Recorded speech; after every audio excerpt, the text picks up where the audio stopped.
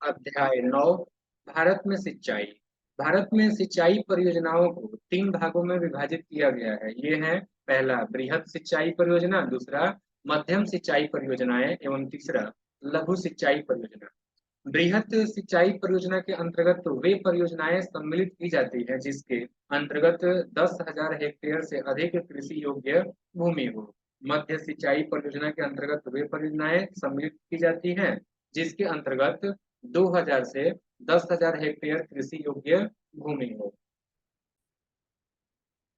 लघु सिंचाई परियोजना के अंतर्गत वे परियोजनाएं सम्मिलित की जाती है जिसके अंतर्गत 2,000 हेक्टेयर से कम कृषि योग्य भूमि हो।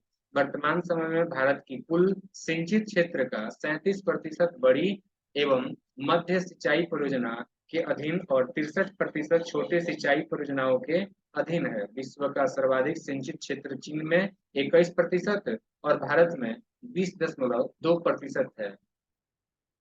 नेक्स्ट हम लोग यहाँ पे यही बात कर लेते हैं सिंचाई के साधन और उनके द्वारा कितने भाग जो है सिंचित किए जाते हैं। तो कुआं और नलकूपों के जरिए जो है वो आपका 55.9% सिंचाई होता है। नहर के जरिए 31.4%, तालाब के जरिए 6.1% और अन्य स्रोतों से 6.6% जो है सिंचाई किया जाता है। भारत में शुद्ध बोए गए क्षेत्र के लगभग 33% भाग पर जो है सिंचाई की सुविधा उपलब्ध है। ये लगभग 1,360 लाख हेक्टेयर हो जाता है। वर्तमान समय में कुआं और नलकूप भारत में सिंचाई का प्रमुख साधन है।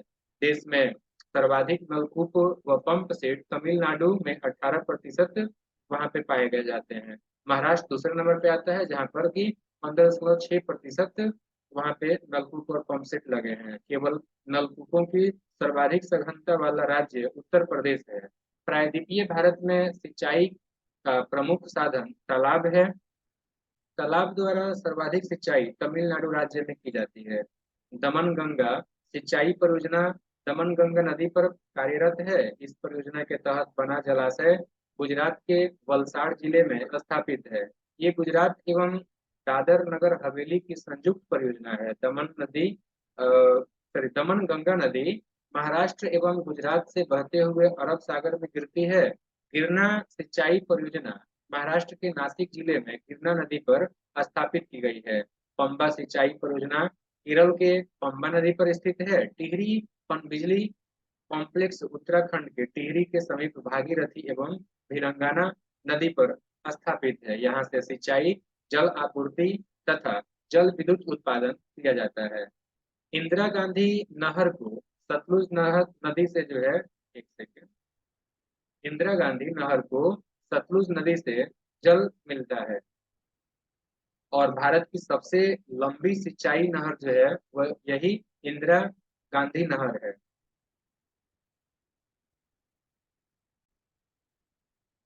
कारण सिंचाई नहर एवं त्रिवेणी नहर गंडक नदी से जल प्राप्त करती है। राष्ट्रीय जल संभर परियोजना का क्रियान्वयन कृषि मंत्रालय द्वारा किया जाता है। मल्टी स्टेट लिफ्ट सिंचाई स्कीम कालेश्वरम के बारे में बात करते हैं। तेलंगाना के जयशंकर भूपलपल्ली जिले के मेडीगड्डा में विश्व के सबसे बड़े मल्टी स्टेज लिफ्ट सिंचाई स्कीम कालेश्वरम का लोकार्पण तेलंगाना के मुख्यमंत्री चंद्रशेखर राव ने 21 जून 2019 को किया। इस प्रोजेक्ट की मुख्य विशेषताएं निम्नलिखित हैं। कालेश्वरम लिफ्ट सिंचाई प्रोजेक्ट में 139 MW अधिकतम क्षमता वाले पंप का उपयोग किया गया है। विश्व में अभी तक इतनी क्षमता वाले पंप का उपयोग कहीं नहीं किया गया है। विश्व के सबसे बड़े टनल रूट 203 मीटर का निर्माण किया गया है। कालेश्वरम विश्व की अकेली एकमात्र ऐसी प्रोजेक्ट है जो प्रतिदिन 2 TMC पानी लिफ्ट कर सकती है। इस प्रोजेक्ट के जरिए 45 लाख एकड़ भूमि एवं हजारों गांवों की पानी की जरूरत पूरी होगी।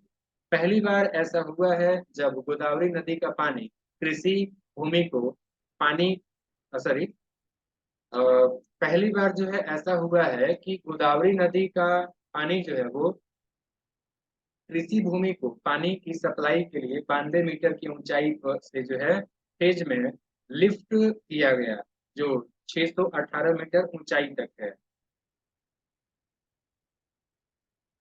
इस परियोजना में सबसे ज्यादा श्रीराम सागर में 200 टीएमसी पानी का उपभोग होगा, जबकि सबसे कम अनंतगिरी में 3 टीएमसी पानी उपयोग में लाया जाएगा। भारत सरकार ने 1983 ईस्वी में राष्ट्रीय जल संसाधन परिषद का गठन किया। प्रधानमंत्री इसके अध्यक्ष एवं केंद्रीय जल संसाधन मंत्री इसके उपाध्यक्ष होते हैं। जल संसाधन मंत्री संबद्ध केंद्रीय मंत्री, राज्य मंत्री और सभी राज्यों के मुख्यमंत्री एवं संघ प्रदेशों के उपराज्यपाल, राज्यपाल इसके सदस्य होते हैं। जल संसाधन मंत्रालय का सचिव इस परिषद का सचिव होता है।